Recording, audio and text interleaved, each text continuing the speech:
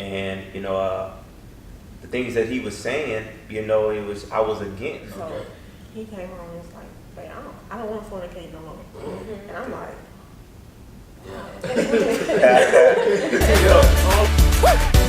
I got a testimony of what he's done, and I can't keep it to myself. He took the shackles off my feet, and now I've got the victory. In today's world, love is a word that's just thrown around very loosely. I mean, I love him, I love her, I love my dog, I love my iPad, right, my iPhone. Right, love is thrown out so loosely. But what would you guys recommend to other couples out there? I guess the best way to discern love and lust. Okay, you may want something, or you may seem like, okay, that's my husband, that's my wife, but not necessarily. Okay, how would y'all, I guess, give it to the people today to discern the difference of love and lust? Okay. Well, love is more of a suffering. Lust is more of a self-gratification. Lust is selfish, because it's the covet. It's something that you desire. It's solely about you. But love, you always consider the next person. Lust is more of a sensual attraction, but love is a spiritual and emotional attraction. It's a lot of those things. It's a deeper attraction than just this life. It surpasses knowledge. It has nothing to do with anything dealing with the outside. Just like we were speaking about being submissive. It takes love to submit to anything. So just to surrender to it, just to give in to it. So if I would have to define the definition between the two, it's just a separation between suffering and selfishness. Okay. Got anything on that, Sean? Okay. Awesome, man. In your relationship, I'm assuming that you do love and respect each other, right? But what does that look like in your relationship? it's very important. As a wife, men have a lot of ego and pride that, sometimes we just don't understand. And I have to make sure I'm not doing things to throw anything in his face or anything that will overstep my boundaries and challenge his manhood. Right. That's like a respect thing for me, I know for sure. What else would you say? I mean, for me per se is I don't allow things about myself to be convenient for another person that I give to you. Right. I don't certain conversations I won't speak with another woman that I would have with my wife. Okay. There's boundaries when that comes to that. I wouldn't even dress a certain way around a public eye that, that's certain things on my body that's only supposed to be for my wife to see. Gotcha. So I'll have to be modest in that. Right. Because that's what's so special about the relationship. It's a bond that we share. It's not for it's not everybody else in the world. Yeah, exactly. It's something that we share. So you have to be able to have your intimate times. You have to be able to respect one another's space. You don't want to be overbearing.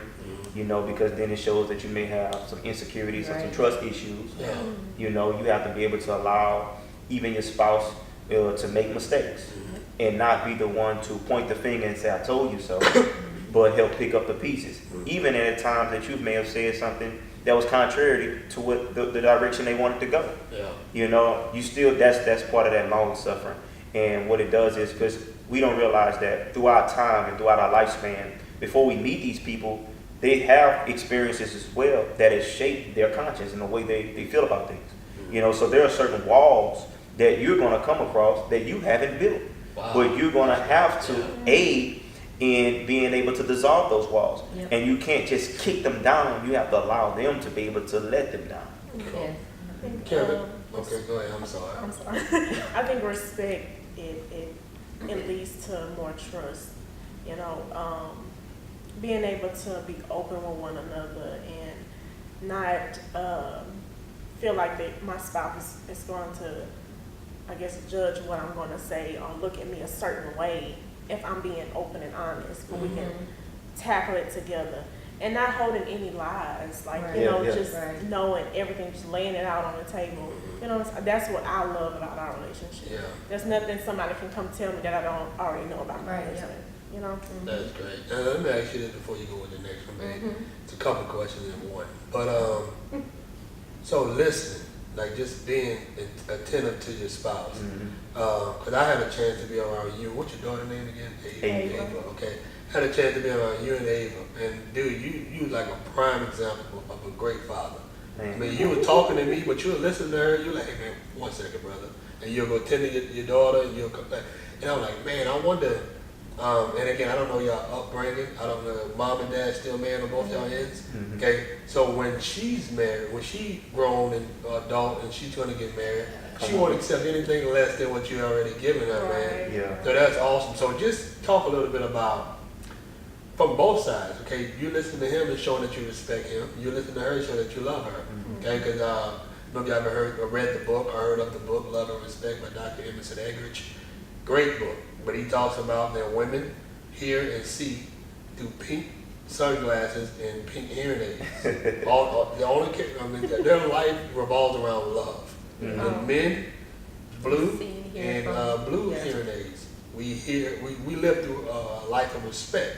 Okay, so if you're listening to Kevin, then no matter what he may be talking about how the business is going, Right, he may be talking about something that happened throughout the church, but just you listening shows that you respect him, and vice versa, right? Right. And she's talking about school and work and things like that. And I'll be honest with you, women they're emotional, so they can ramble a little bit. Yeah. They can ramble, so sometimes you're like, man, okay, I gotta sit listen to this entire 2-hour conversation. But anyhow, just talk about, man, the importance of listening to your spouse in days. Like I said, I witnessed you do it with Ava, so I know you do it with Charmonique, but just talk a little bit about that, brother. Come on, man. It actually, I got that advice from the brother that I spoke about earlier, Jason Wayne Sims. Okay. You know, I had a question about him. Me and my wife, I guess we wasn't seeing eye to eye at the time. I was just like, you know what, man? To be honest with you, man, women, they don't vent to you for a response. They vent just to vent. And a lot of times they want to just talk to you, and you don't say a word. They say what because they're so emotional, they just want that comfort to know somebody listen to them. Because you don't know how many times they may have been trying to be heard at the job, and they may have been overlooked, and they've been dealing with certain things, or just in their past life with you never know who they've been with, or their fathers, even people that they're closest to. They may have not been able to understand where they were coming from, and they felt very small. But just by you listening, you give them their undivided attention. You made them feel like you gave them the world, because that's all they want. Yeah. You know, that's that comfort that they feel. They can just talk to you, and you just open. You That's know. awesome. Anything on that? You hit it on there. Yeah. Thank you, Jason, again, man. Just to give honor when honor is due, man. I just hate it. Jason's an awesome guy. Yeah, man. Hey, in today's society, how easy or difficult is it to raise a child to walk the right path with God? And she's 3. Well,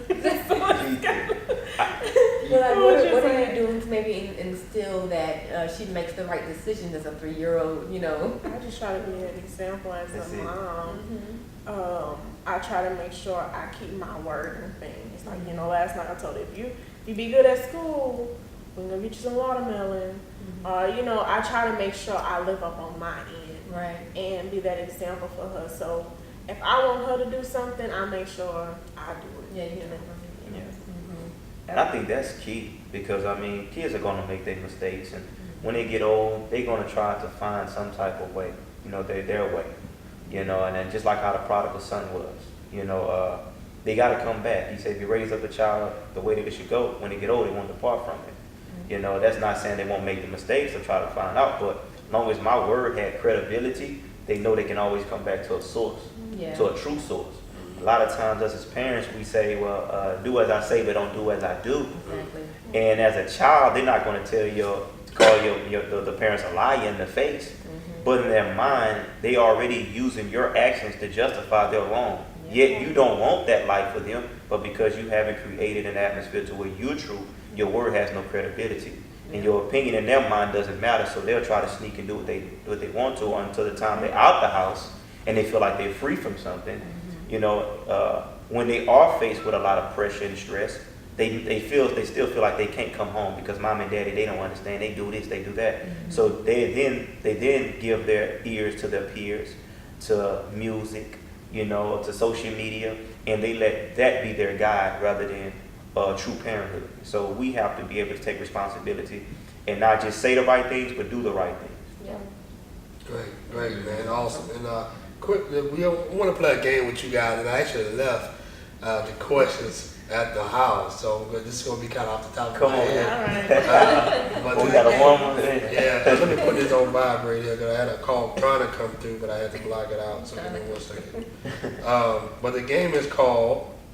Turn this off. 1 second, guys. We're gonna cut all that out, D. All that's gonna be cut out. So the game is called Who Is It? Okay, so I'm just gonna ask y'all questions, and if it fits you mostly, that's me. If it fits you mostly, that's me, right? And it's very simple, but hey, baby, you can help me out. Due to the fact that I left my question at the house. But I don't know about this game. it's just something that came on the top of my head. But let me ask y'all, who is the talk in the relationship? Oh man.